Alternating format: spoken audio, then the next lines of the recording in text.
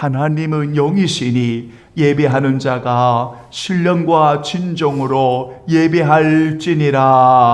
아멘. 하나님의 은혜 가운데 있습니다. 우리 모두가 하나님 앞에 있습니다.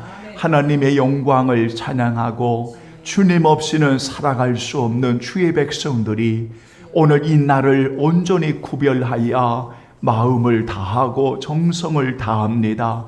주여 성령 하나님 이곳에 임재하여 주옵시고 우리 찬양의 고백처럼 주님만이 나의 주님, 주님만이 나의 아버지요, 주님만을 사랑한다고 고백하며 값진 인생 살아가는 우리 모든 성도들 되게 하옵소서. 비옵니다. 하나님이여 늘 깨어 잘하게 하시고 주님이 마음껏 쓰시기에 합당한 귀한 그릇 되게 하시며 오늘도 예배에 집중 감격하게 하셔서 하나님의 성호를 찬양하는 은혜로운 이곳에 성령 하나님 강권해 주옵소서. 할렐루야. 주님을 찬양하오고 우리 주 예수 그리스도의 이름으로 간절히 기원하옵나이다. 아멘. 이제 우리 다 함께 일어나시겠습니다. 27장 찬송가 27장 우리 찬송 올려드리죠. 빛나고 높은 보좌와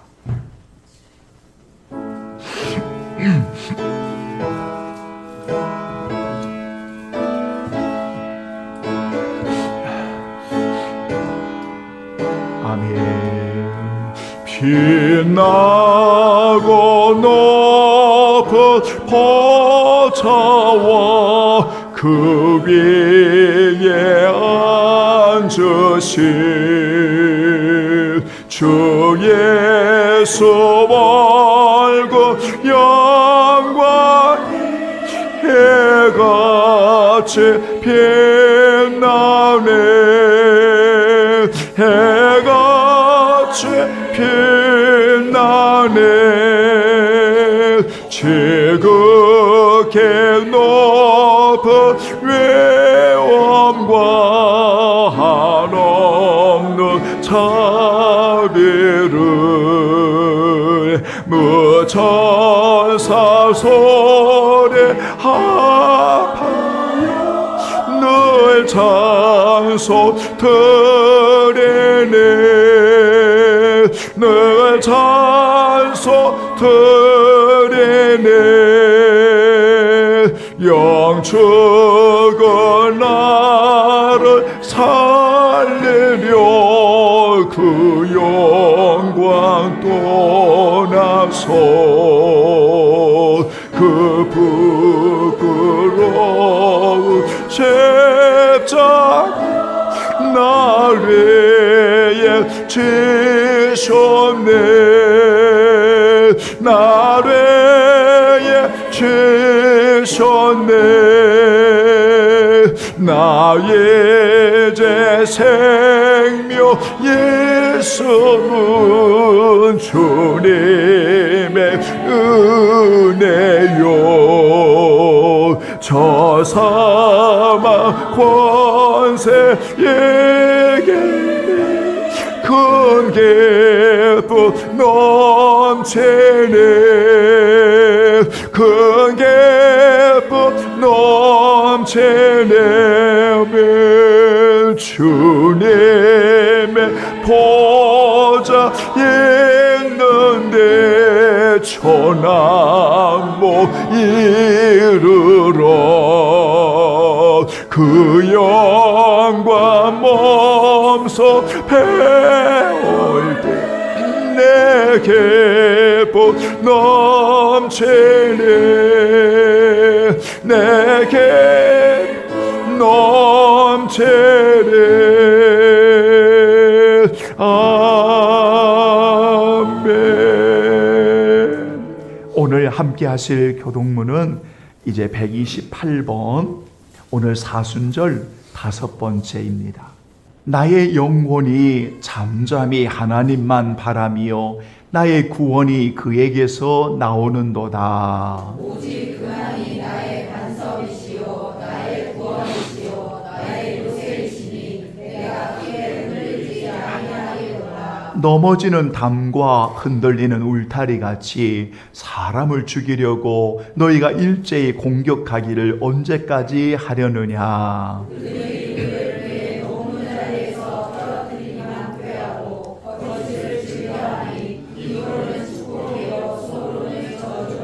나의 영혼아 잠잠히 하나님만 바라라. 무릇 나의 소망이 그로부터 나오는도다.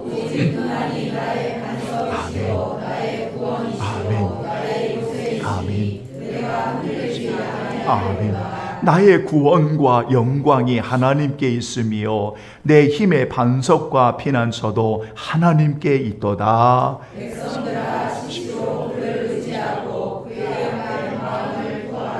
하나님은 우리의 피난처시로다. 아멘. 이제 다 함께 고백의 기도 여러분 올려드리겠습니다. 기도하겠습니다.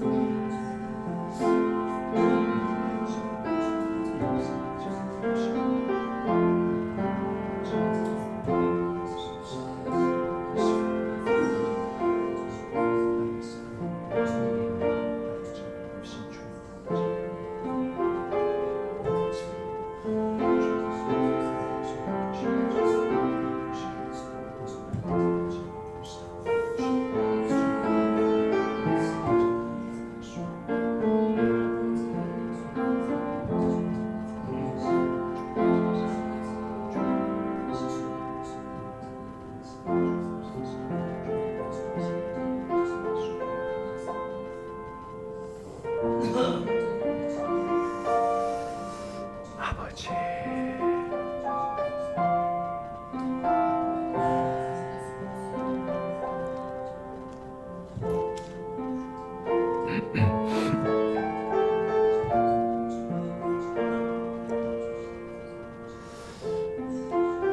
사랑하는 성도들이여, 히브리서 10장 19절로 22절의 말씀을 보면 우리가 하나님 앞에 나아가는 자가 누구입니까?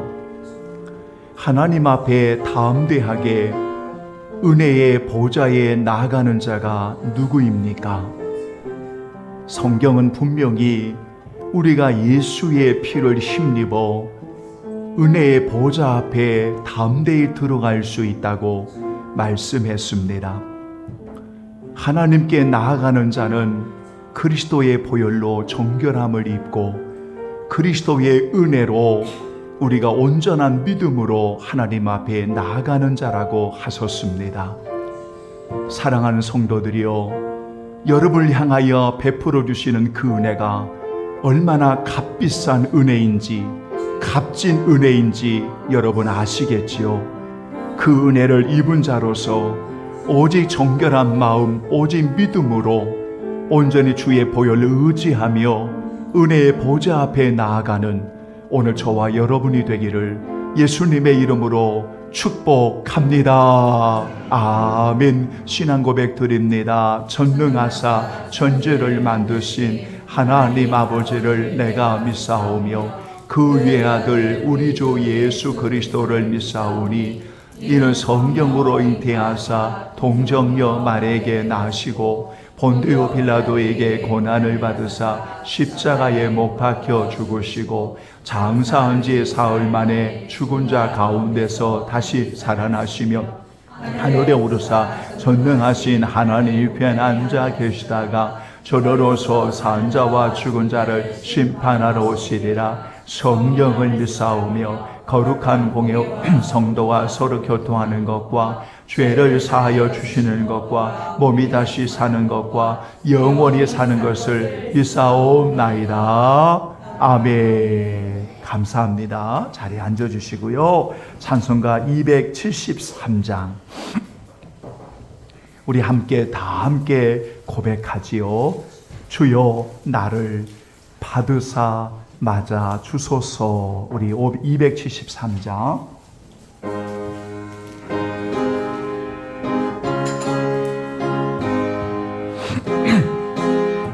우리 다 함께 고백합니다. 나 저를 멀리 떠났다 이제 없네다. 나 죄의 길에 시달려 주여 없네다. 나의 죄와 승리 내 집을 찾아 주여 나를 맞으사 받아 주소서. 그 귀한 세월 보내고 이제 온대다. 너 내어치는 눈물로 주여 옵네다. 나의 죄와 승리 내 집을 찾아 주여 나를 받으사 맞아 주소서. 나 죄에 매여 고달파 이제 없네다.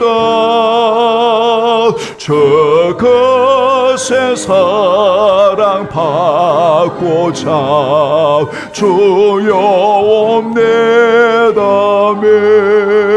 나의 죄와 승리 내 집을 찾아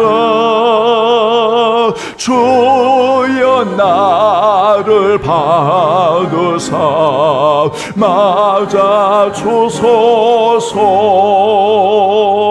예 병든 마음을 고치려 이제 옵네다.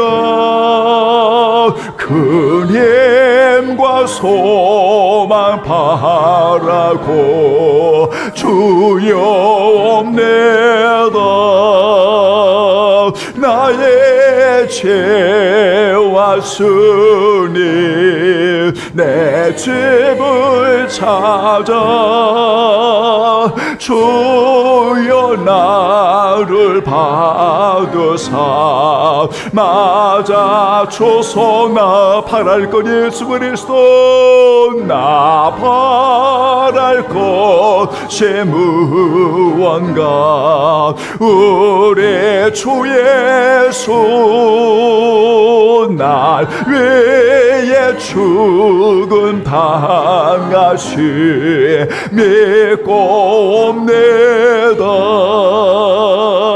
나의 죄와 승리 내 집을 찾아 주여 나를 받으사 맞아. 다시 한번 고백해요. 이 병든 마음을 고치려 이 병든 마음을 고치려 이제 옵네다.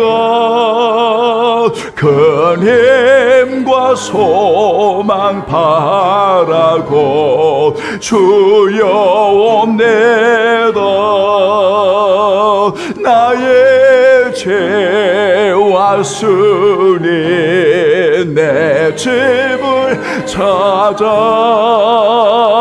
주여 나를 받으사 맞아. 여러분 다시 한번 고백해요. 나 바랄 거 무언가 나 바랄 것이 무언가 우리 주 예수 아멘. 날 위해 죽임 당하시 믿고 옵니다. 나의 죄와 순이 내 짐을 찾아 주여 나를 받으사 맞아 주소서. 아멘. 오늘 또 우리 하나님의 말씀. 자, 오늘은 여러분 사도행전은 같고요. 먼저 구약성경 중에 신명기 제30장을 보시겠습니다. 자, 신명기 30장 11절로 14절까지 읽으시고요. 14절은 한 번 더 봉독하겠습니다. 다 함께 봉독하지요. 내가 오늘 내게 명령한 이 명령은 내게 어려운 것도 아니요 먼 것도 아니라 하늘에 있는 것이 아니니 내가 이르기를 누가 우리를 위하여 하늘에 올라가 그의 명령을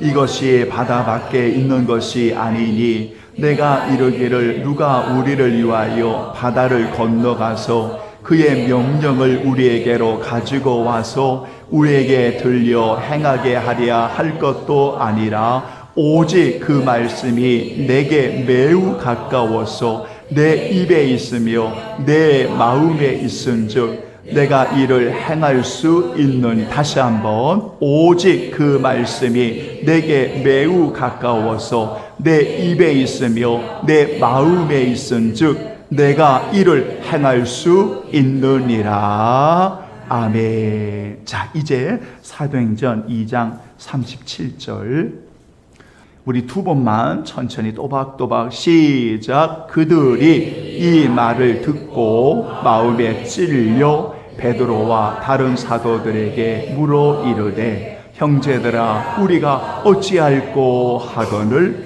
그들이 이 말을 듣고 마음에 찔려 베드로와 다른 사도들에게 물어 이르되 형제들아 우리가 어찌할꼬 하거늘. 아멘. 하나님 아버지, 보배롭고 귀한 사랑하는 성도들, 주의 자녀들을 주의 은혜의 날개 아래 보호해 주시다가 오늘 다 함께 모여 하나님을 찬양하고 기도하며 하나님 고백하며 감사하는 귀한 우리 성도들 주께 드리오니 비 없는 것은 오직 목양의 사명 성령님 도우셔서 귀한 성도들 오직 예수님께로만 잘 인도할 수 있도록 돕는 은혜를 주옵소서.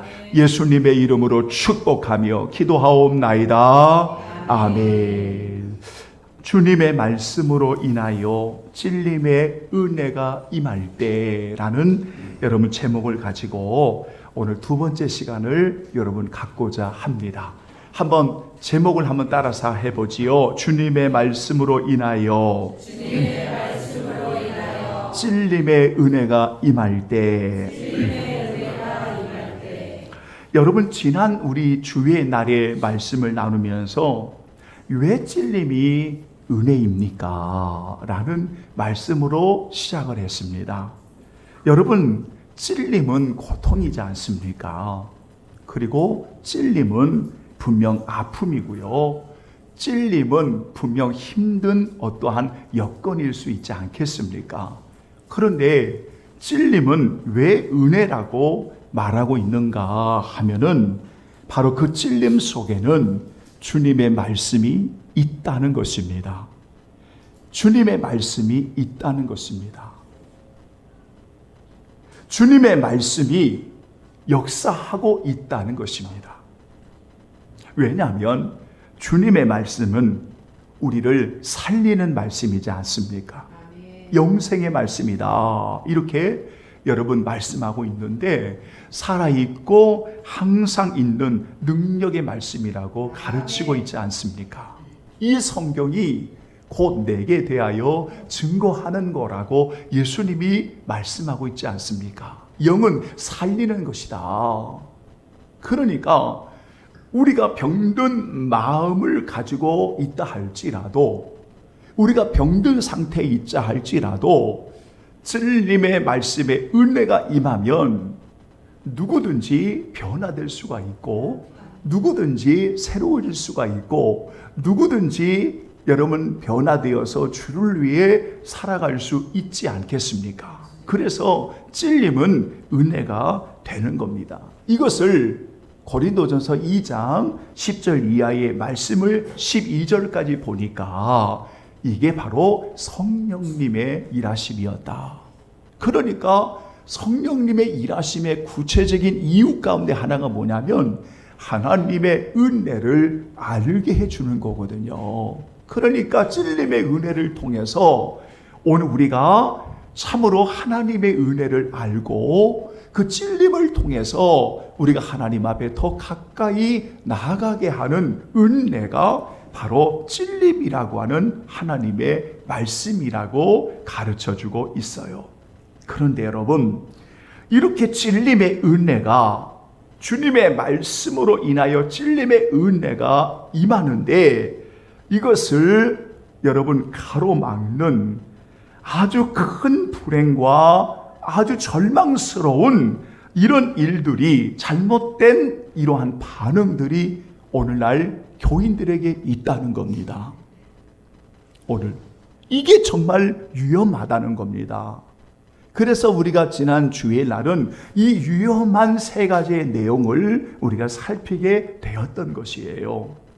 그러니까 주님의 말씀은 찔림의 은혜로 다가오는데 이것을 잘못된 반응으로 밀어내는 겁니다.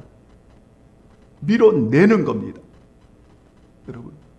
그러니까 그 잘못된 반응으로 여러분 밀어내니까 얼마나 위험하겠습니까?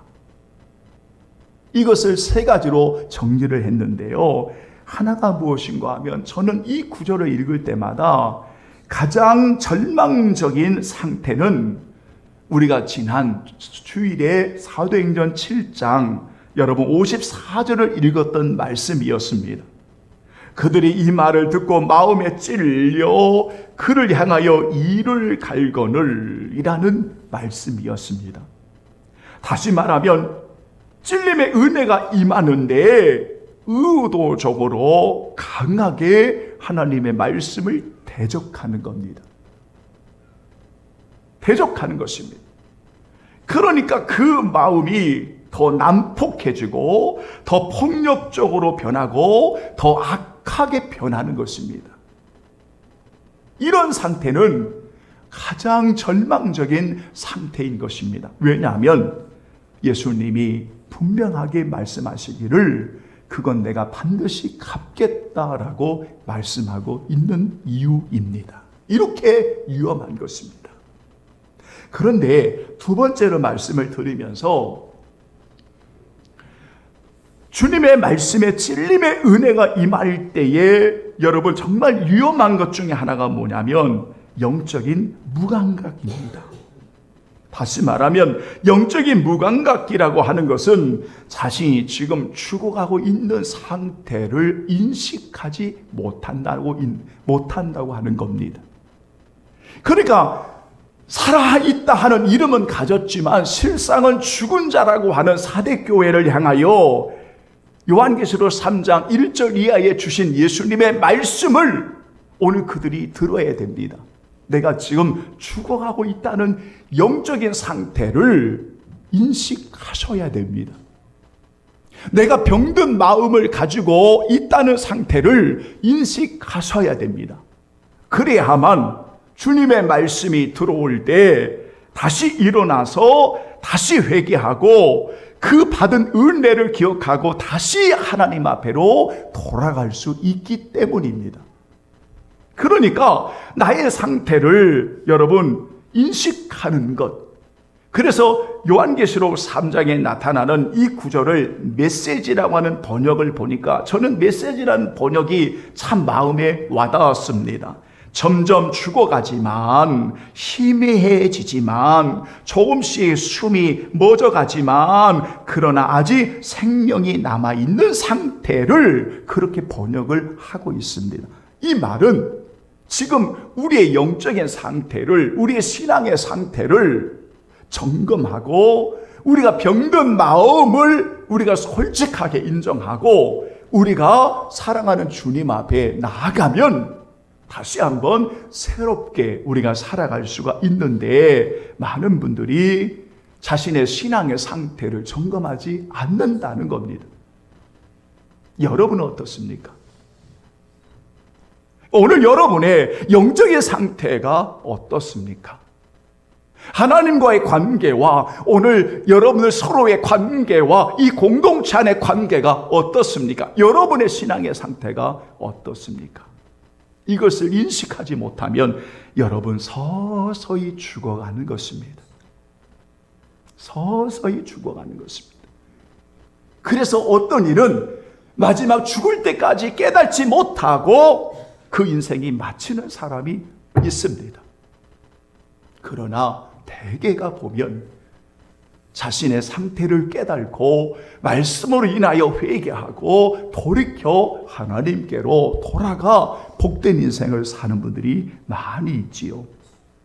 그런데 이것도 위험하지만 또 다음에 정말 위험한 것들이 있습니다. 그것은 무엇인가 하면 교만함으로 말씀을 거역하는 겁니다. 그러니까 하나님의 말씀을 대수롭지 않게 여기는 겁니다. 하나님의 말씀을 대수롭지 않게 여기는 겁니다. 그리고 말씀이 임하면 스스로 자신을 합리화하는 겁니다. 다들 그러지 뭐, 다들 그렇게 사는 거지 뭐, 이러면서 자신을 합리화시킵니다. 그러면서 하나님의 말씀을 의도적으로 거역할 뿐만 아니라 교만함으로 불순종합니다. 그리고 나중에 어떤 문제가 있으면 책임을 떠넘깁니다. 백성들에게 책임을 떠넘기고 스스로 자신을 의롭다라고 보여주기 위해서 사람들에게 나를 높여달라고 말하는 전형적인 구약의 사울의 형태가 바로 그런 형태입니다. 여러분은 하나님의 말씀이 찔림의 은혜로 다가올 때 여러분 언제나 그 말씀을 소중하게 여기십시오. 그 말씀이 오늘 나를 살리려고 주시는 말씀이지요. 오늘 그 말씀이 나를 새롭게 해주려고 하는 말씀이지요. 비록 부족하지만 병든 몸에 여러분 정말 칼을 대는 수술인데 안 아프겠습니까?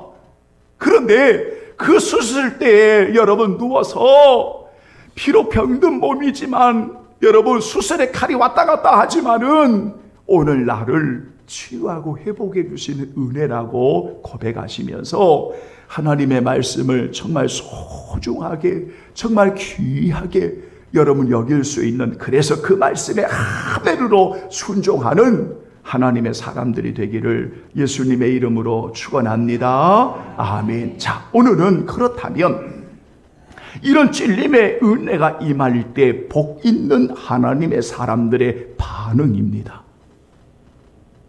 오늘 여러분 사도행전 2장이 바로 그 이야기입니다.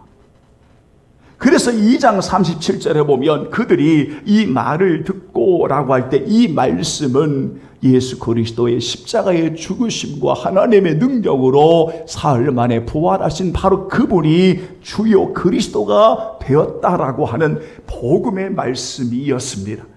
그 말씀을 들었을 때 여러분 그들의 마음에 찔림이 일어나는 것을 우리가 오늘 본문을 통해서 여러분 살펴볼 수가 있습니다. 자, 이 구절을 여러분 다시 한번 메시지 성경으로 제가 읽어드리겠습니다. 듣고 있던 사람들이, 말씀을 듣고 있던 사람들이 마음속 깊이 찔려서, 한번 따라서 해보죠. 마음속 깊이 찔려서 이렇게 되어 있습니다. 여러분 그 번역에 보면 듣고 있던 사람들이 마음속 깊이 찔려서 그들에게 물었다. 형제 여러분, 이렇게 2번 반복되어 있습니다. 형제 여러분, 따라서 합니다. 그러면 우리가 이제 어떻게 해야 합니까? 보세요. 그러면 우리가 이제 어떻게 해야 합니까? 라는 이 구절이 오늘 37절에 우리가 어찌할꼬.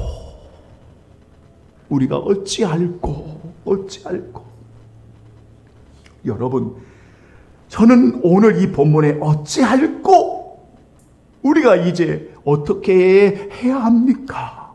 이것이 여러분 어떻게 지금 고백되고 있는 줄 아십니까?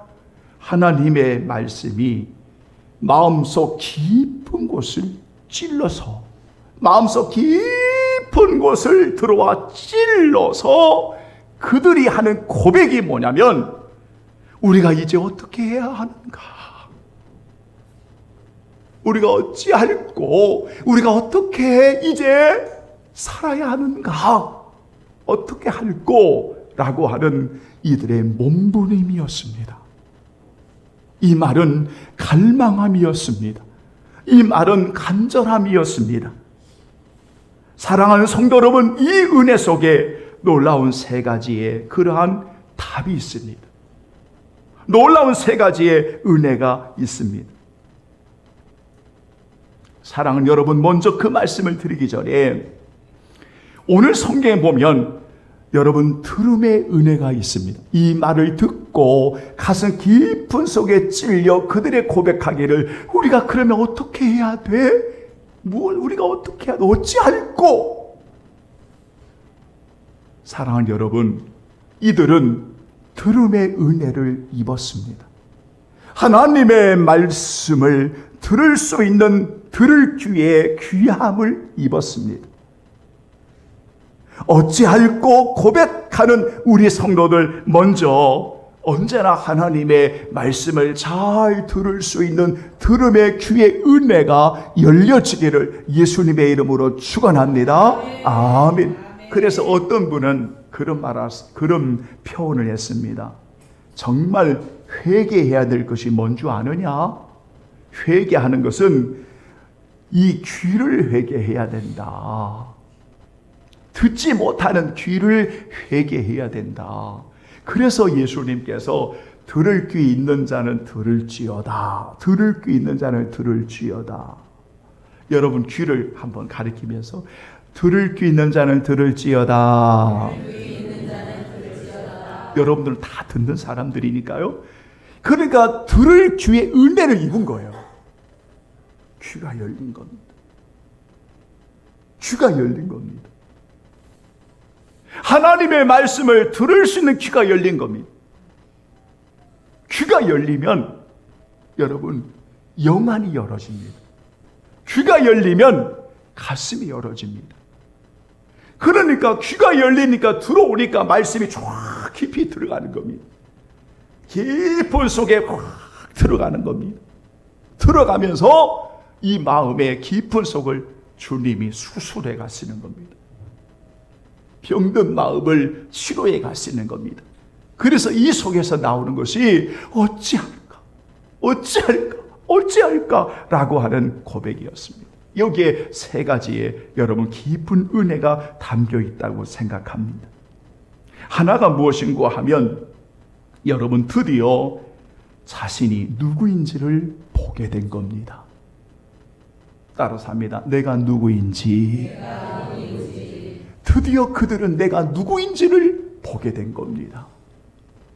내가 누구인지를 보게 된 겁니다. 은혜를 받으면 우리 성도들은 굉장한 것을 이야기합니다.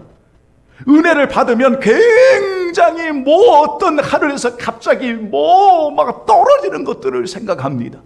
그런데 은혜를 받으면요, 가장 먼저 자각이 일어납니다. 각성이 일어납니다. 내가 어떤 자인지, 내가 누구인지 자기를 인식하게 되는 겁니다. 오늘날 목회자와 성도들의 문제점 중에 하나가 뭐냐면 너무 자기를 몰라요. 자기 인식을 할 줄을 몰라요. 자기를 말씀을 통해 제대로 발견할 줄 몰라요. 그러다 보니까 한 번 임직이 되면 죽을 때까지 임직이 되는 거고, 목사가 되면 죽을 때까지 목사가 되는 거예요. 기능적인 면에서는 그렇다 하지만 우리 내면은 그러면 안 되지요. 왜냐하면 우리가 병든 마음을 가지고 있을 수 있지 않겠습니까? 우리의 신앙과 삶이 나태해져 있는 모습일 수 있지 않겠습니까? 또는 범죄하거나 또는 여러분 주님으로부터 멀어질 때가 있지 않겠습니까? 때로는 스스로 우리가 살아가지만 전혀 깨닫지 못하고 자신이 완벽한 것처럼 어리석고 미련하게 살아가고 있지 않습니까? 그런데 은혜의 말씀의 찔림이 쫙 임하면 귀가 열리니까 내가 누구인지를 보게 되는 거예요. 자기를 정확하게 인식을 하는 겁니다. 그러니까 자기를 분명히 보니까 나오는 게 뭐냐면 내가 어떻게 할까라고 하는 고백이었습니다. 여러분, 그러니까 두 번째가 이루어지는 게 뭐냐면 참된 회개가 이루어지는 겁니다. 회개는 은혜의 선물입니다. 여러분, 우리는 다 회개한다고 말합니다. 그러나 회개는 자각이 이루어지지 아니하면, 오늘 내가 정말 누구인지를 깨달지 못하면 회개는 참된 회개다운 회개가 이루어지지 않는 겁니다. 그냥 입술로만 하는 거지. 회개는 입술의 시인임과 동시에 마음의 돌이킴을 회개라고 말하는 겁니다. 마음은 돌이키지 않는데 입술로만 말하는 그것은 고백일 수 있지만 회개는 돌이킴입니다. 그러니까 오늘 여러분 이 본문에 이들이 마음의 찔림이 일어났을 때에 귀가 열리니까 깊은 속에 찔림이 일어날 때 우리가 어떻게 해야 하나? 이제는 정말 어떻게 살아야 되나? 우리가 어찌할꼬? 라고 하는 이 구절 속에 하나는 분명한 자기의 인식, 각성, 내가 누구인지를 깨닫게 되면서 고백되어지는 게 뭐냐면 바로 내가 죄인이었다는 고백입니다. 여러분, 내가 죄인이었다는 겁니다. 흉악한 죄인이었다는 겁니다. 오늘 본문에는 흉악한 죄인임을 말씀하고 있는 것은 아니지만 뒤에 보면 우리가 어찌할꼬라는 이 말씀 속에 이 본문의 내용이 다 들어있는 겁니다. 그러니까 두 번째, 너희가 회개하고 삼위일체 하나님의 이름으로 세례를 받고 죄 사함을 입으며 성령을 선물로 받으리다. 이 은혜의 복음이 들려지는 겁니다. 사랑하는 여러분, 오늘 우리는 분명히 기억하십시오.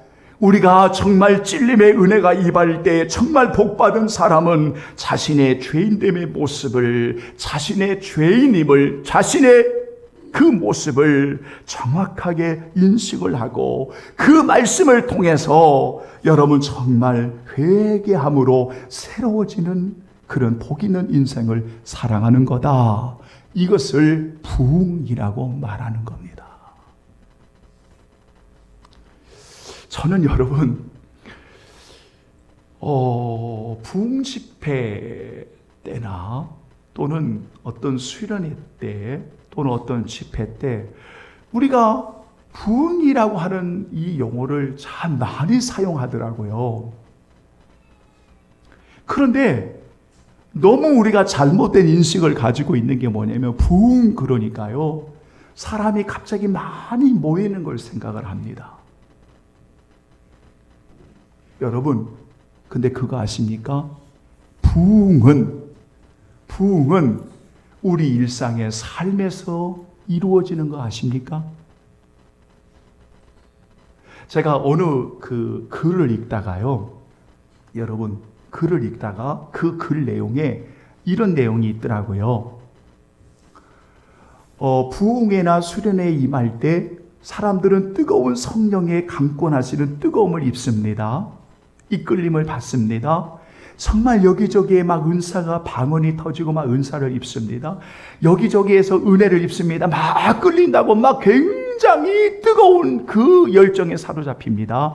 그런데 그 중에 그 은혜를 입어 삶의 현장에서 그리스도의 향기를 드러내는 사람은 10%도 안 된다는 보고가 나왔습니다. 그러니까 대부분은 다 사라져버리는 겁니다. 다 사라져버리는 겁니다. 그런데 그 10명 중에 한 사람은, 이거 제 이야기가 아닙니다. 그 부흥을 만나서 새롭게 되어짐으로 주님을 위해서 살아가는 복된 성도가 하나는 있다는 겁니다. 그러니까 결국 그 하나를 건지는 거예요. 결국은. 자, 여러분. 어찌할꼬 이 의미 속에 하나는 분명한 자기 인식, 내가 누구인지를 정확하게 깨닫는 은혜가 있었고, 두 번째로는 그러므로 참된 회개의 은혜 역사가 있었다. 이게 새롭게 되어지는 거고, 이걸 부흥이라고 말하는 거다. 그러니까 부흥이라고 말하는 것은 하박국서 3장에 나타나기는 단어가 부흥이라고 나타나는데, 그 부흥이 뭐냐면 마음이 새로워진다는 뜻입니다. 새로워진다는 겁니다. 변화된다는 겁니다. 심령이 새롭게 변화가 되어지는 것입니다. 그러면 마지막 세 번째, 어찌할꼬 이 의미 속에 나타나는 놀라운 의미가 뭐냐면, 그들이 현장에서, 그들이 가는 곳에서 예수 그리스도를 전하는 삶의 증인들이 되었다는 겁니다. 이겁니다, 지금.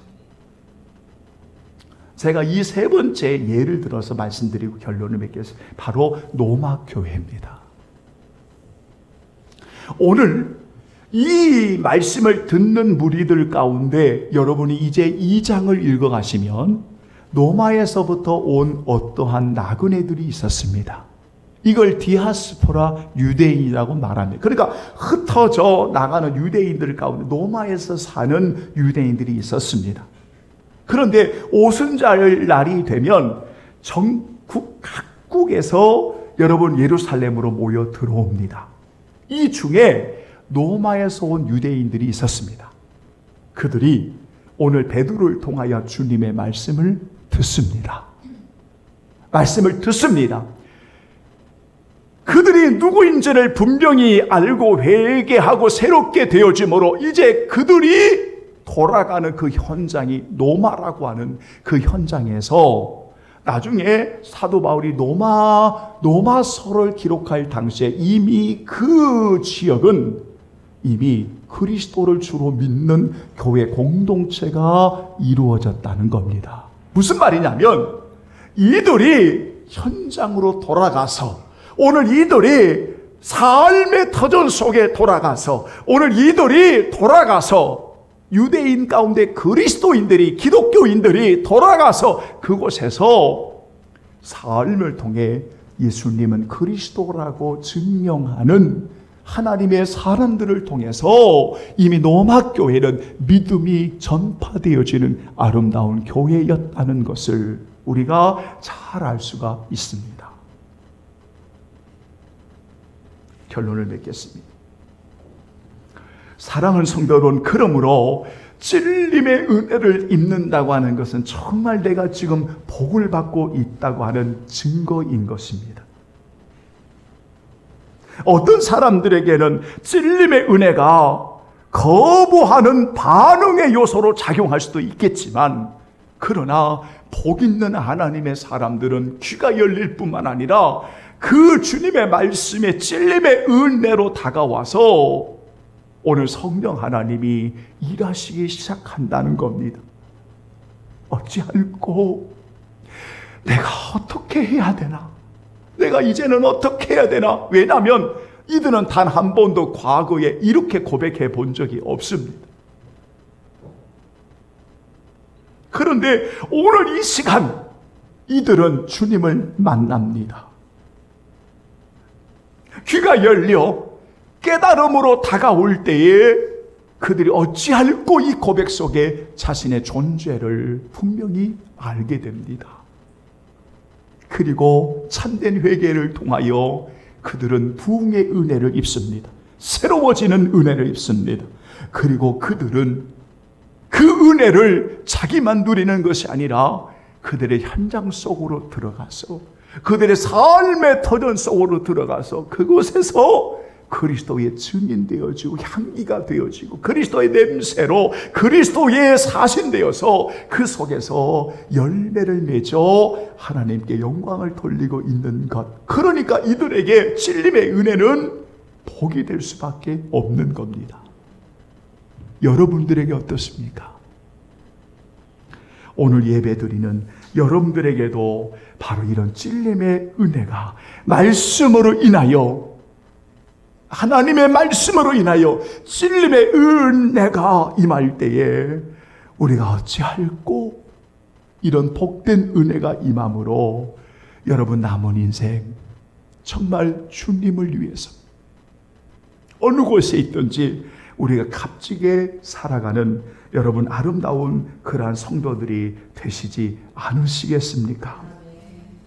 찔림의 은혜는 말씀으로 인하여 놀라운 자신을 자각하게 하고 회개와 새롭게 되어지는 부흥을 통해 파송되어지는, 그래서 모든 삶의 현장에서 그리스도의 사람으로 증인되며 살아가게 하는 이런 은혜가 있다는 것, 여러분 기억하시면서 지난 주일과 오늘 두 번에 걸친 주의 말씀으로 찔림의 은혜는 오늘 예배하는 주님 사랑의 교회 성도들에게는 이 찔림의 은혜가 말씀으로 복이 되기를 예수님의 이름으로 축원합니다. 아멘. 다 함께 찬송가 이제 305장. 여러분 이 은혜를 입었습니다. 나 같은 죄인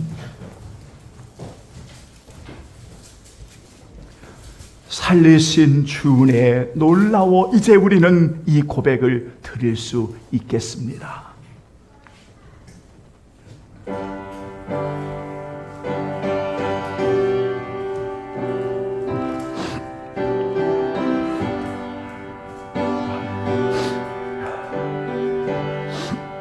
다 함께 고백합니다. 나 같은 죄인, 나 같은 죄인 살리신 주 은혜 놀라워 예로던 생명 찾았고 광명으로 얻었네 큰 죄악에서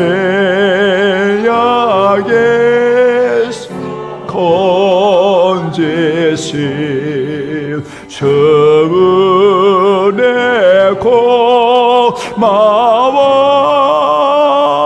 나 처음 믿은 그 시간 괴하고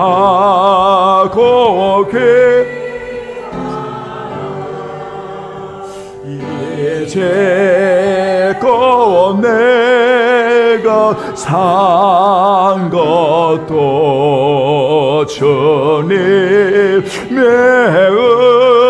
은혜라 또 나를 장차 본향에 인도해 주시리 거기서 우리 영원히 주님의 은혜로 해처럼 밝게 살면서 주 찬양하리라.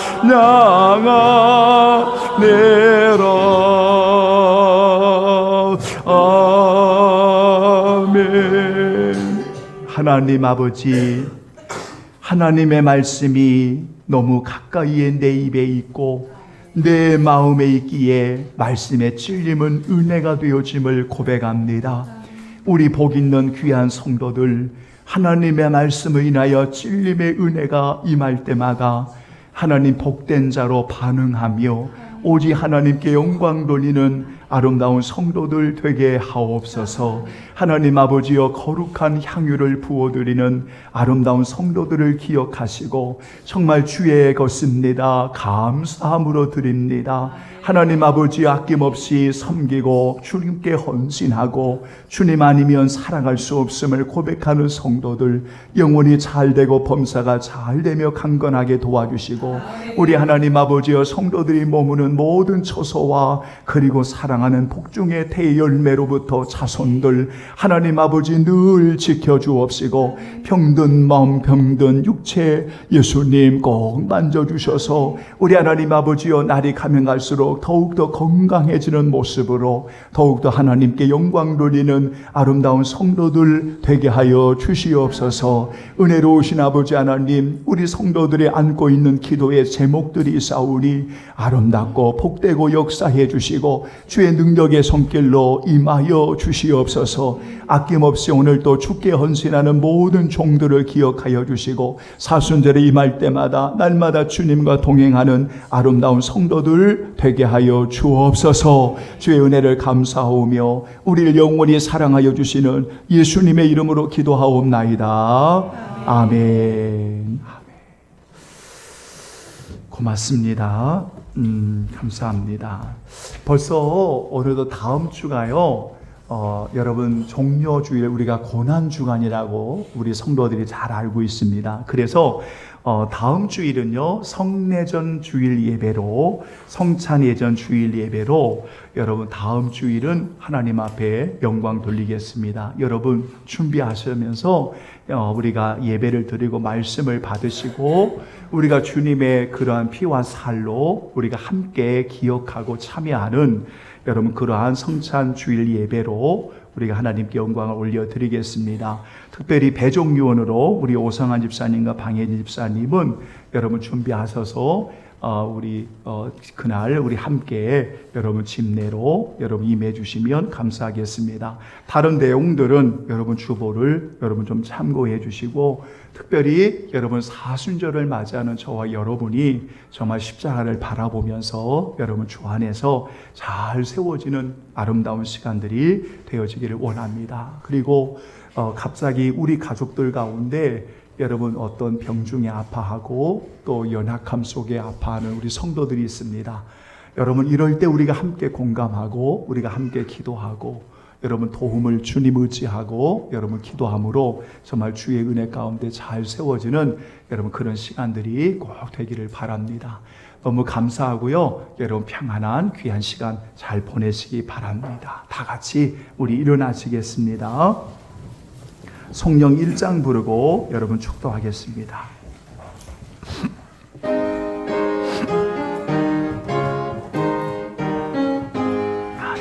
만복의 근원 하나님 온배서 찬송 드리고 저 천사여 찬송하세 찬송 성부 성자 성령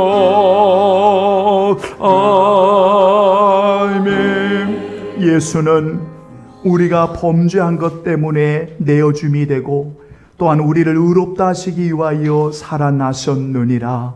지금은 우리 주 예수 그리스도의 은혜와 아버지의 크신 사랑과 성령의 임재 교통하심이 말씀을 인하여 찔림의 은혜가 임할 때마다 복받은 성도들의 그러한 순종과 반응을 통하여 하나님의 일하심을 고백하며 담대하게 주의 이름으로 승리하며 살아가기를 원하는 모든 성도들 전체의 머리 위에 지금부터 영원토록 함께 계시기를 간절히 축원하옵나이다. 아멘.